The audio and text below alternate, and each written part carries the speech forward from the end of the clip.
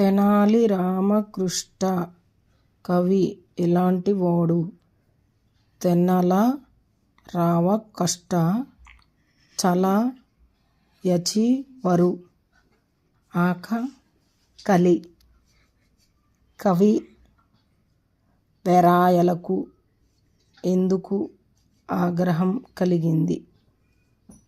ఒకసారి అనుకోకుండా తెనాలు కవికి గొప్ప ప్రమాదం ఎదురైంది. రాయలు తనాల కవికి వేసిన శిక్ష ఏమిటి?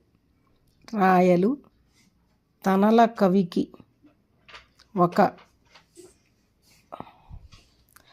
రజయచిలు వతవలు